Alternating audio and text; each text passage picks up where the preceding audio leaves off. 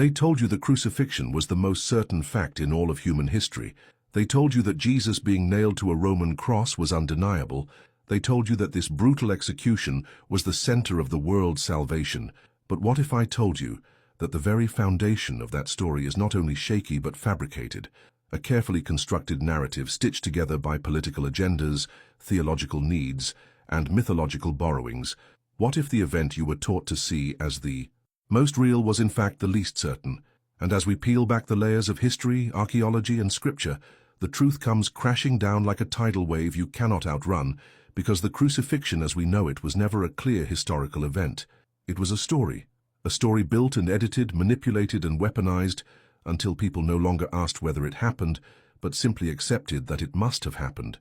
And now it is time to look at the 9 undeniable proofs that expose this fabrication. And I will start with the most shocking one, the contradictions right inside the Gospels themselves, because when 4 different supposed eyewitness accounts cannot agree on the most crucial details of the most important event in their faith, you do not have history, you have storytelling. One Gospel says Jesus carried his cross alone. Another says Simon of Cyrene carried it for him. One says he was offered wine mixed with gall. Another says vinegar. One says both criminals mocked him. Another says one criminal defended him. One says darkness covered the land from noon to 3. Another leaves that detail out completely. One says the temple curtain tore before he died. Another says it tore after. When eyewitnesses contradict each other so fundamentally, we would not accept their testimony in a modern courtroom. So why should we accept it as unshakable history? This is the first sign that the crucifixion narrative was being reshaped and edited by different communities to fit their theological goals, not to preserve a fact. And then comes the second proof, the deafening silence of the Roman record, because Rome documented everything: tax records, prisoner logs, execution details, governor decrees, even petty revolts. Yet there is no official Roman record of a man named Jesus of Nazareth being executed in Jerusalem around the supposed time. None. Not a single official inscription, not a single archive. And this silence is staggering when you realize crucifixion was not rare. The Romans crucified thousands, yet somehow the most famous crucifixion in history left not even a scratch in their paperwork. Are we to believe that the trial of a man accused of calling himself King of the Jews, a political charge Rome would have taken seriously, somehow slipped through the cracks? Or is it more likely that the story was constructed after the fact, framed as if it had occurred, to give theological meaning to a faith that needed a martyr?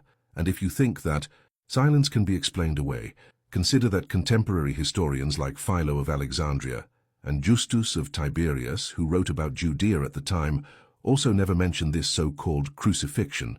Their silence speaks louder than any fabricated gospel, and when you realize this, you feel the ground shift beneath your feet, because suddenly the crucifixion no longer feels like the unshakable fact it was sold as. It feels like the beginning of a cover story, a fabrication layered with contradictions, a tale designed to inspire loyalty and obedience but not built on historical evidence. Ask yourself, why would God's most important act in history look so suspiciously like a badly remembered tale? If God orchestrated the salvation of the world through this death, would not the evidence be overwhelming, undeniable, unshakable? Yet here we are with contradictions, silence, and holes. And this is just the beginning. The first 2 proofs already reveal cracks in the foundation, but as we dig deeper, the entire edifice of the crucifixion story collapses. So brace yourself, because this investigation is not for the faint of heart. It is for those who dare to question, who dare to see what was hidden in plain sight. And once you see it, you can never go back. So stay with me as we uncover more of these proofs, each one a strike against the tale you were taught never to doubt, each one a nail in the coffin of the crucifixion narrative itself. Because if the crucifixion is false, then everything built upon it falls apart. Now let us move to the next devastating layer of this investigation, because if the contradictions and the silence of Roman records were not enough to shake the ground, then what comes next will expose how the very structure of the crucifixion story begins to unravel when you examine the earliest gospel manuscripts. And here lies proof 3, the Gospel of Mark's missing resurrection ending, a fact that most churchgoers never hear about in Sunday sermons, because the earliest and most reliable copies of Mark end abruptly at chapter 16, verse 8, with the women fleeing the tomb afraid and telling no one. There is no resurrected Jesus appearing to disciples. There are no appearances to Thomas or the road to Emmaus. There is only silence, fear, and an empty page. And that should strike you as shocking, because if the crucifixion and resurrection were truly the core of the faith from the very beginning, why does the first gospel we have not include it? Why did scribes later feel the need to add fabricated verses to patch the hole? Why did editors centuries later insert stories that were never in the original? The answer is clear, because the crucifixion and resurrection were not historical memories being recorded.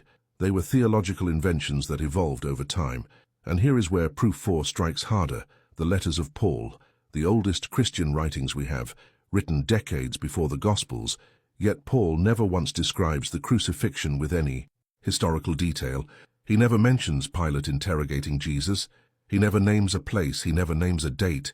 He never speaks of Golgotha or of Roman soldiers casting lots. Instead, his language about the crucifixion is purely symbolic, spiritual, almost mythological. He says Christ was crucified but provides nothing tangible, nothing verifiable, nothing a historian could grab onto. And if Paul truly believed the crucifixion had been an actual event in Jerusalem just a few years earlier, would he not have anchored his arguments with specifics? Would he not have appealed to witnesses? Would he not have written, "Go and ask the men in Jerusalem who saw it"? But he does not, because those details did not exist. At the time he wrote, the crucifixion story had not yet been crafted into the concrete narrative we see later, and this absence is not a minor oversight. It is a screaming silence, a silence that reveals the crucifixion as a retroactive fabrication layered on top of a mystical movement.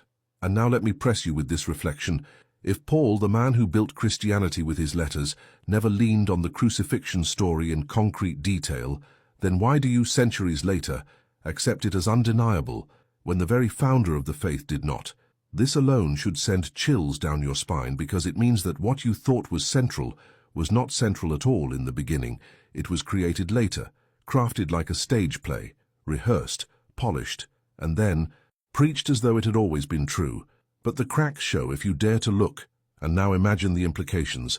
Imagine realizing that the crucifixion is not a historical cornerstone, but a theological invention designed to give meaning to suffering, to inspire obedience, to turn a failed messianic movement into a global religion. And when you see that, you begin to understand how history was manipulated in plain sight, how stories became scripture, and how myth became fact. Not because it was ever fact, but because people stopped questioning. So now we have seen 4 proofs: contradictions in the Gospels, silence of Roman records, the missing ending in Mark, and Paul's glaring lack of detail. And already the case is collapsing, but the next proofs will cut even deeper. They will show you that the crucifixion was not even an original idea, but a borrowed myth, recycled and rebranded to make Jesus fit into a pattern that audiences would already find familiar. And when you hear this, you will never look at the cross the same way again. Now we dig into what may be the most disturbing layer yet, because if you thought the crucifixion story was unique, sacred, and original, Proof 5 exposes the shocking reality that it was not unique at all, but a borrowed myth, a recycled pattern taken from older religions and applied to Jesus to give his story instant weight. Because long before the Gospels were written, ancient cultures already told tales of gods who died and returned, deities who were sacrificed and resurrected, from Osiris in Egypt to Attis in Phrygia to Dionysus in Greece, and even Mithras, worshipped in the Roman Empire, had themes of sacrificial blood bringing salvation. So when the Gospel writers told the story of a God-man who died for humanity and triumphed over death, they were not recording history. They were inserting Jesus into an existing mythological framework that audiences already recognized. They fabricated continuity with ancient archetypes to make the story resonate, but resonance is not evidence. Similarity is not proof of reality. And when a narrative looks too familiar, it should raise suspicion, because it means we are dealing with myth-making, not eyewitness reporting. And that brings us to Proof 6, the so-called eyewitness testimonies themselves. Because when you actually scrutinize them, they do not align, they do not match historically. They are filled with details that could not have been known, and worse, they read like theologically motivated inventions. For example, how could the disciples have heard the words Jesus spoke from the cross when they themselves had fled? and the only ones present were women who supposedly remained silent, how could there have been exact quotes recorded in Greek when the event, if it happened, would have been in Aramaic? How could the earth shaking, the dead rising, and the temple curtain splitting have gone completely unnoticed by contemporary historians if such cosmic events occurred? And this is where the illusion collapses, because these so-called eyewitness accounts were not records, they were inventions. They were later storytellers placing theological speeches into Jesus' mouth, inserting cosmic signs to dramatize the death, weaving in Old Testament references to make it look like prophecy fulfilled. And when you see this clearly, the crucifixion no longer reads like a real execution. It reads like a crafted passion play written decades later for communities already steeped in myth. And let me press this. Reflection into your heart. If the crucifixion were truly real, would it need so many mythical parallels to prop it up? Would it need fabricated witnesses and cosmic theatrics? Or would the brutal reality itself have been enough to convince the world? The fact that the Gospels rely on literary tricks and mythological echoes proves they were not recounting reality, but scripting a drama. And here is the chilling truth. Once you realize the crucifixion fits a mythic mold rather than breaking it, you understand it was a fabrication designed for maximum impact, not for historical accuracy. And when myths are dressed as facts, entire civilizations can be led astray, which is exactly what happened, because this fabricated crucifixion became the foundation of a faith that conquered empires, controlled kings, and dominated the minds of billions. But the cracks are wide open for anyone who dares to look, and we have only reached proof 6. There are still more revelations to come, more devastating blows to the story you were told to never question, and with every one of them, the weight of the crucifixion narrative crumbles further, until there is nothing left but the chilling realization that what you thought was history was theater all along. Now let us confront the silence that screams louder than any words. Proof 7, the archaeological void surrounding the crucifixion, because for an event said to have shaken the earth, darkened the skies, and torn the temple veil, the absence of physical evidence is staggering. Archaeologists have dug Jerusalem for decades, combing through layers of history, uncovering coins, pottery, crucifixion nails, even inscriptions of minor figures, yet there is not a single shred of material proof tying Jesus of Nazareth to a Roman execution. Nothing. And when crucifixion was a common Roman practice, thousands of bodies left their marks on the earth. Why does the one crucifixion said to have changed history leave no trace, no burial evidence, no tomb verified, only later traditions and tourist sites invented centuries after? And this absence does not look like history, it looks like invention. And that takes us to proof 8, the political motives of Rome and the early church. Because the crucifixion story was not only spiritually convenient, it was politically brilliant. It allowed Rome to turn a failed rebel movement into a harmless religion of obedience. Because think about it, if your leader was crucified by Rome, you could either reject him as a fraud or reinterpret his death as part of God's plan. The Gospel writers chose the latter, framing Rome not as the villain, but as an instrument of salvation, a shocking inversion that excused Roman violence and put the blame on the Jewish leaders. And this was not an accident. It was a calculated move to make Christianity palatable to Roman audiences and to distance it from dangerous political rebellion. The crucifixion was reshaped into propaganda, a story that disarmed followers, teaching them to embrace suffering and obedience rather than revolt. And this strategy worked so well that within a few centuries, the same empire that crucified supposed rebels now embraced the cross as its sacred symbol. And let me press this. Reflection into your conscience.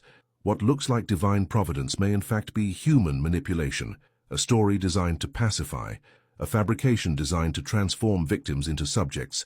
And when you realize this, the crucifixion stops looking like salvation and starts looking like control. It was a narrative forged in the fires of political necessity, not in the cold reality of history. And now you begin to see the pattern: contradiction, silence, missing texts, mythological parallels, fabricated witnesses, archaeological absence, and political motives, all converging into one truth. The crucifixion as we know it was not history, it was invention, it was storytelling dressed as fact. And if the very death of Jesus is a fabrication, then what does that say about the resurrection built on top of it? What does that say about the faith that has shaped nations for 2 millennia? The weight of this realization should feel like a storm crashing through your certainty, because everything you thought unshakable is being shaken. Everything you thought eternal is being exposed as temporary, and we are not finished yet. There is still one final proof, one last strike that collapses the entire crucifixion narrative and leaves nothing standing but the uncomfortable truth that we were lied to, and once you see it, you cannot unsee it. The story of the cross is about to be shattered completely. And now we arrive at the final and most devastating revelation, proof 9, the ultimate inconsistency at the heart of the crucifixion narrative, because when you look past the contradictions, the silences, the mythological borrowings, the political motives, you come face to face with the crushing reality that the crucifixion does not even make sense within the framework of divine justice. The idea that an all-powerful God would need to stage a public execution to forgive humanity is not only theologically absurd, it is morally incoherent. Think about it. If God is all-loving and all-merciful, why demand blood? Why require the brutal torture of an innocent man? Why orchestrate a cosmic drama where the only solution to sin is state-sponsored murder? This is not divine justice. It is a human fabrication dressed up as sacred truth. It is the recycling of ancient sacrificial systems projected onto a new figure. And here is the shocking reflection. If the crucifixion were truly God's plan, it would reveal a God bound by the same cruelty as empires. But if it was fabricated, it reveals human leaders manipulating belief to sanctify suffering. And this is why the final proof collapses the entire narrative. Because the crucifixion is not only historically unverified and textually contradictory, it is logically indefensible. It is the kind of story you invent when you want to control people through guilt, fear, and devotion, not the kind of story that emerges from a real, historical event. And when you gather the 9 proofs together, the picture is undeniable. Contradictions in the Gospels, silence in Roman records, the missing ending of Mark, Paul's lack of detail, the mythological borrowings, the fabricated witnesses, the archaeological void, the political manipulations, and the logical collapse of divine justice. 9 strikes against the crucifixion, 9 revelations that strip the cross of its supposed certainty, 9 proofs that this central event of Christianity was a fabrication. And now you are left with the uncomfortable but liberating truth that the crucifixion story was not divine. It was designed. It was not fact. It was fabricated. And if this shakes you, it should, because it means that everything built on the cross has been built on sand. And here is the final call to action. If this truth already shattered the image you carried all your life, imagine what else has been hidden. Imagine what other stories have been fabricated. Imagine what deeper truths have been buried beneath centuries of tradition. So stay with this journey, because more revelations are coming.